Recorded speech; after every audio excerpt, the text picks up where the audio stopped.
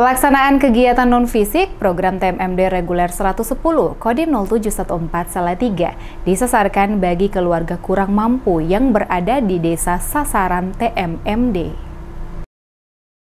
Selain pembangunan fisik, program TMMD reguler 110 Kodim 0714 Salatiga juga akan menggelar sunat massal. Akan tetapi sunatan massal itu tentu akan menyasar bagi mereka yang dinilai kurang mampu. Hal itu diungkapkan oleh Ramadan, Ketua Korwil Cam Bidang Pendidikan Kecamatan Susukan, saat berkoordinasi dengan anggota Satgas dan desa di Pos Kotis TMMD. Ramadan mengatakan untuk persiapan sunatan massal yang akan digelar pada 25 Maret mendatang, tentu ia akan berkoordinasi dengan pihak sekolah yang ada di Ketapang.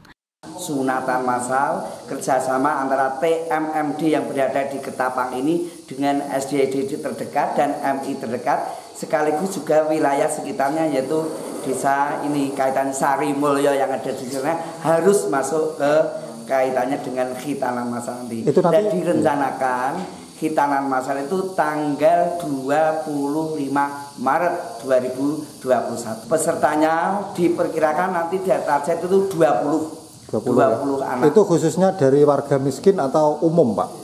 Ada yang miskin, di bawah ekonomi rata-rata, ada yang umum. Jadi campuran itu. Tapi diprioritaskan adalah mereka-mereka yang benar-benar ekonominya lemah itu.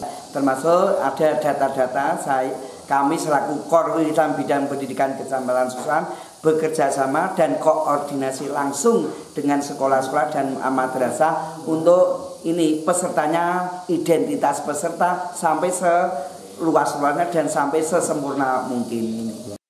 Koordinasi itu nantinya akan menghasilkan data peserta sunat massal, terlebih mereka yang memang membutuhkan dan khusus bagi keluarga kurang mampu. Untuk data yang bakal diambil, pihaknya menargetkan sekitar 20-an peserta, sehingga nantinya data itu akan diolah sedetail-detailnya guna menjalankan sunatan massal di program TMMD reguler 110 ini.